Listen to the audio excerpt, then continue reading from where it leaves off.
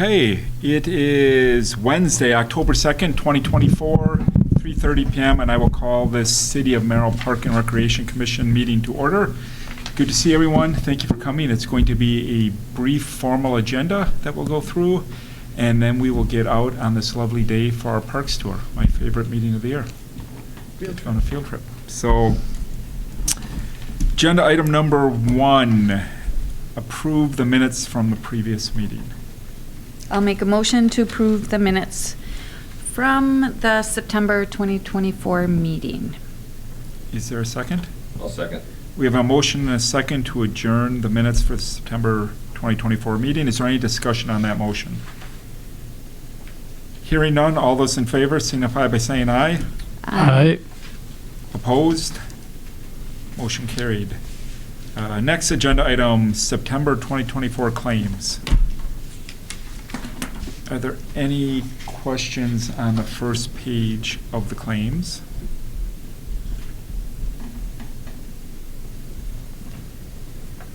Any questions on the remainder of the claims? I got one.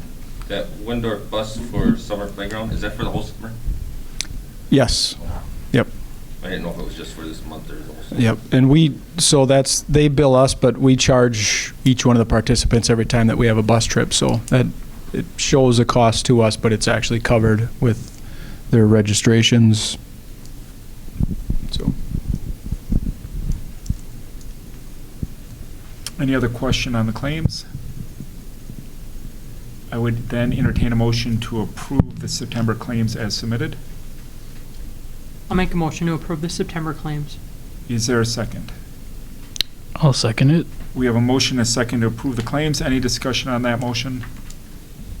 Hearing none, all those in favor signify by saying aye. Aye. Opposed? September claims are approved.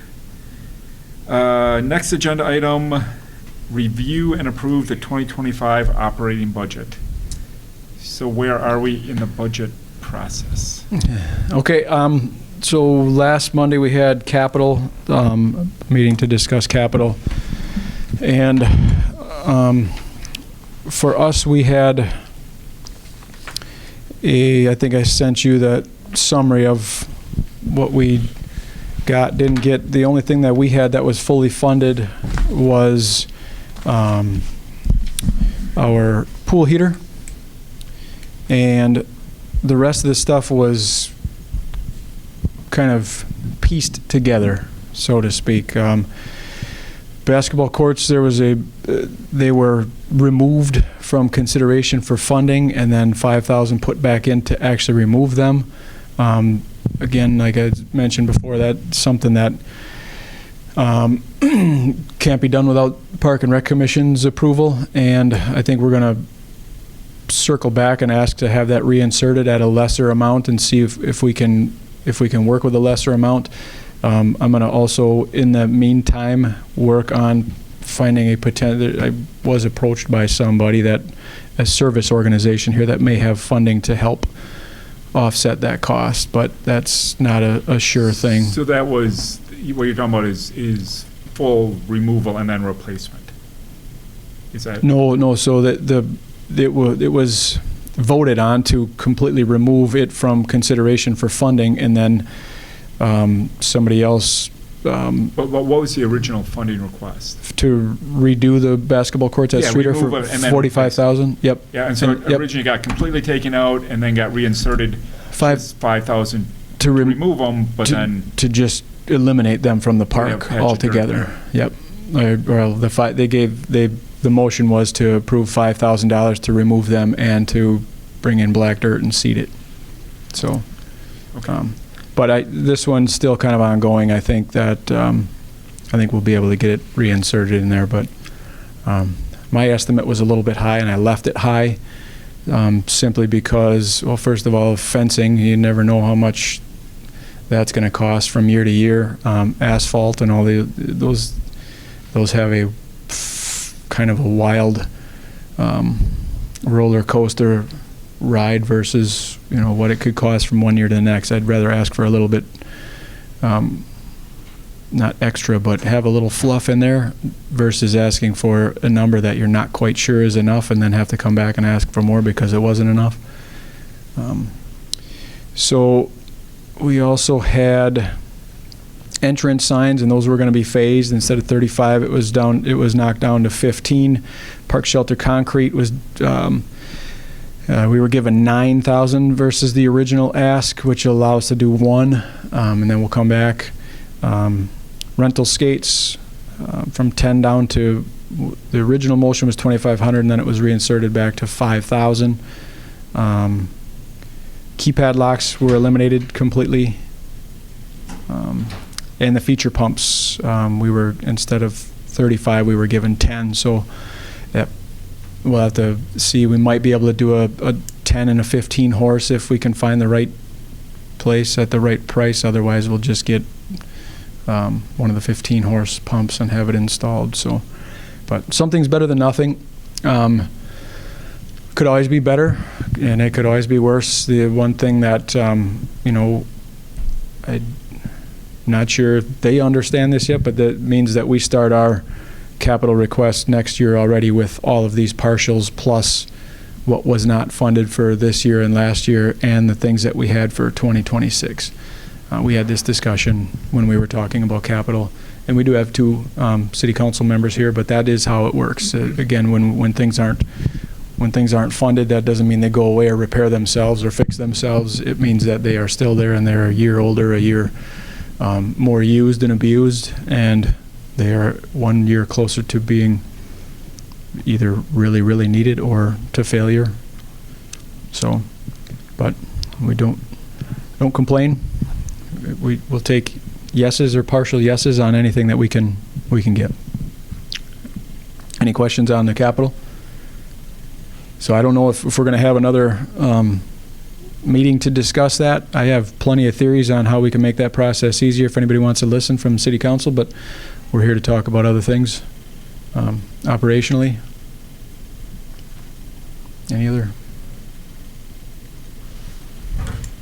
Okay, I'll hop right into our operational. So the operational, when we go through this portion, last month I wanted to put this on here just to do the educational session before we got into approval or disapproval of any of these requests. This one is usually a short, easy discussion. For the most part, the adjustments that we have in here are either personnel or insurance related, whether it's raises or step increases on our pay scales.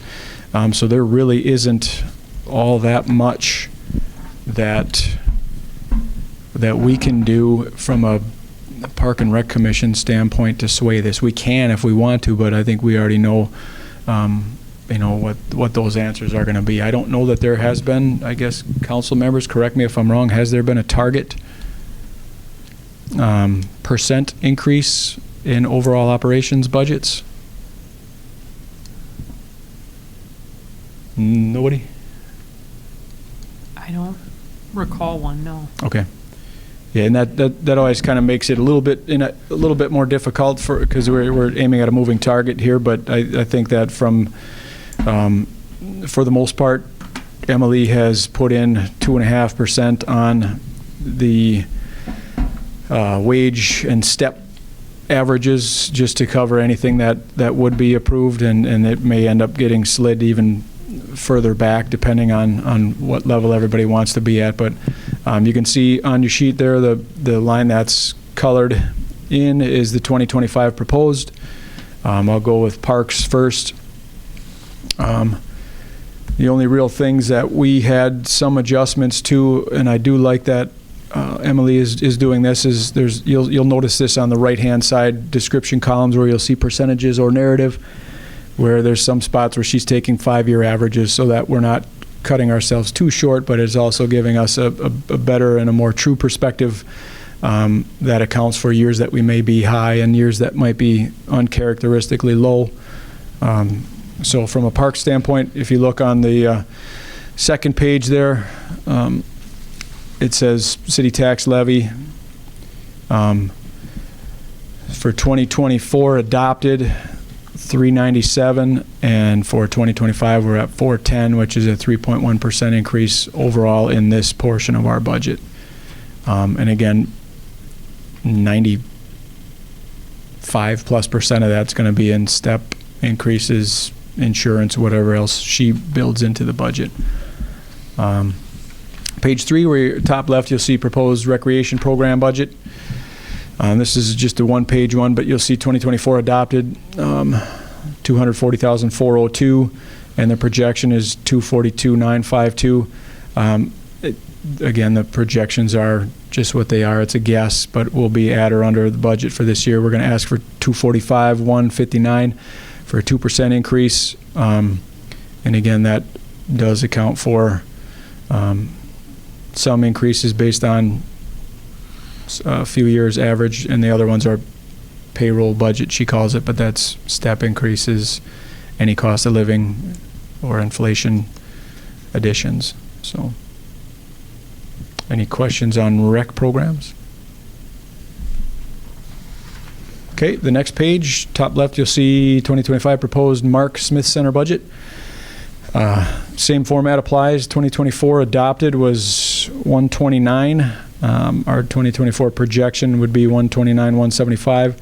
We'll probably be slightly under that, I think, again. So we'll meet our target goal there. And for 2025 proposed, we are looking at 132,050 for a little over a 2% increase. And again, there was a few areas here where I know Kathy took some items out and I think probably aggressively cut us back on a few areas, and there's just some of the areas where we do need to spend a little bit, especially like operation supplies or repair maintenance. So we were able to put a few dollars back into that. This is where a lot of the 5-year averages start coming back into play, and it doesn't affect our budget very much, but it gets us back closer to a more feasible, realistic spending line item in our budget. Again, a lot of it's repair, maintenance, supplies, and other things like that. We do have a closing in on a 30-year arena that, we have things that need to be maintained and fixed occasionally. So, any questions on Mark Smith Center?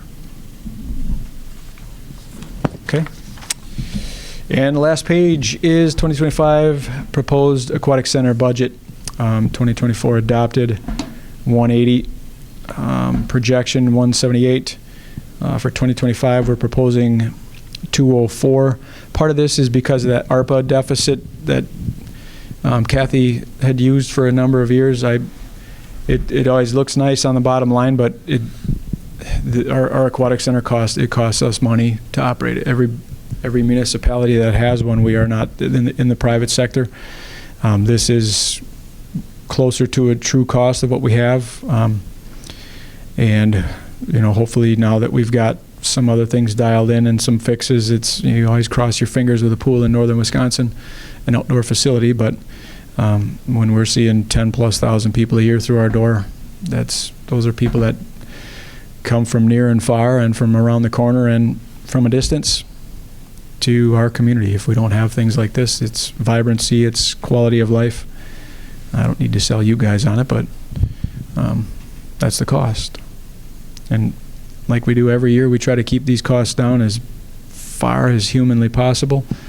Any times that we have rain days or other things like that, we either we close the pool before staff gets there, or if it's one of those days where it's beautiful and then it rains, then we send our staff home. So we make sure that we do our diligence as far as keeping costs down. So, any question on Aquatic Center? Okay. That's it. Those are our, that is our overall operating budget proposal for 2025.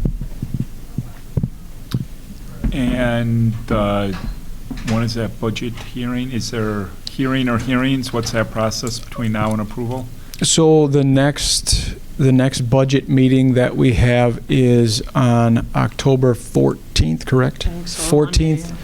Yeah, it's a Monday again. I think there's a special council meeting at 6, followed by the actual operational budget meeting at 6:30 here. after that, I haven't heard much as far as, is there going to be another one, or is, hopefully that just takes us right into, There might be one more, but I'm sure we'll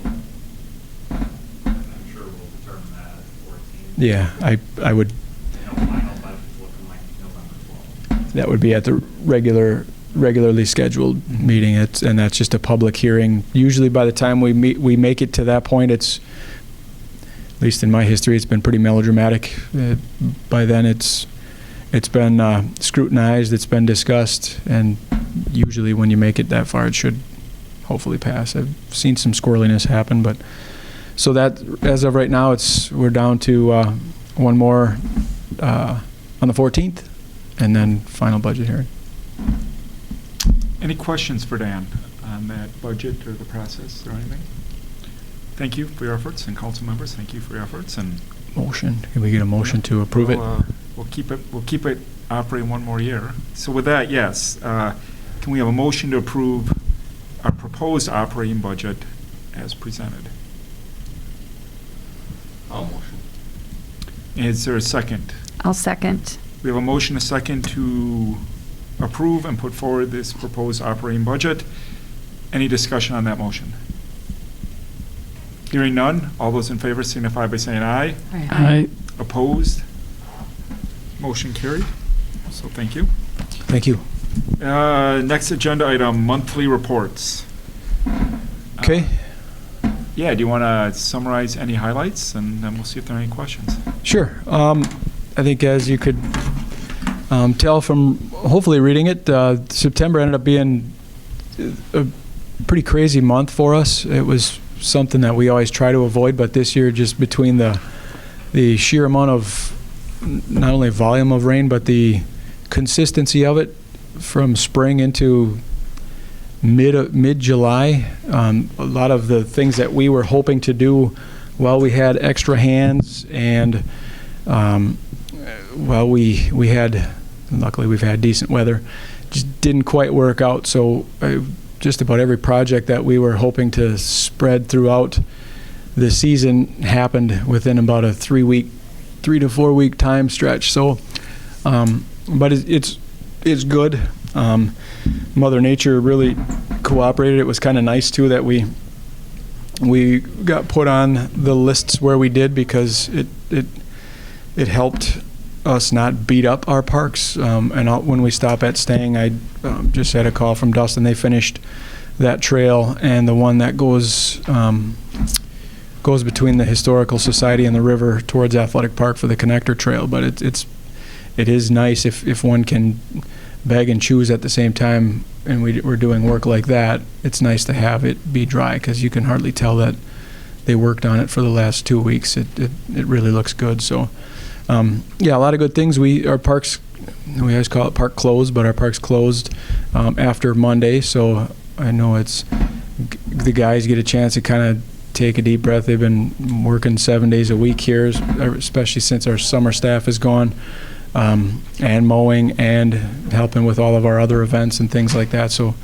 kudos to those guys for hanging in there for another year of crazy park stuff that allows them to now start winterizing and not having to go and clean up the bathrooms and undo some vandalism each and every day for months on end, and then go mow and take care of all of our other things. So yeah, and then moving forward here, it's kind of strange to think that next week, Thursday, I believe, we're going to be turning the floor down and getting ready to start making ice out at the Smith Center, and getting ready for winter.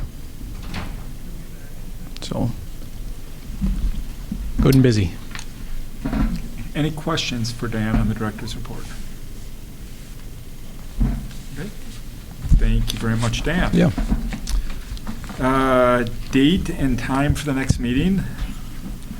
What would the first Wednesday in November? November be? 6th would be the first.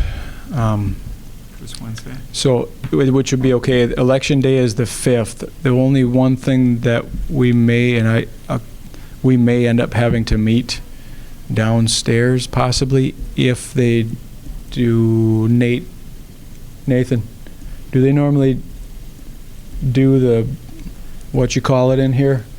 Board The of day after, Canvas. huh? Board of Canvas. Board of Canvas. Yeah. There you go. I believe that's in I think Yeah, so. typically they do that the day after, I think, so we may end up having to just go downstairs, but Conference room, Yeah. little conference room. I kind of Yeah. like it down there. It's cozy. Yeah, it's Is everyone homey. all right with that if we need yeah. to? If they're not doing Board of Canvas, we'll be here, but I'll let you know though. If Okay. that is gonna be here, then we'll be, And 4:15 PM. yeah, yep.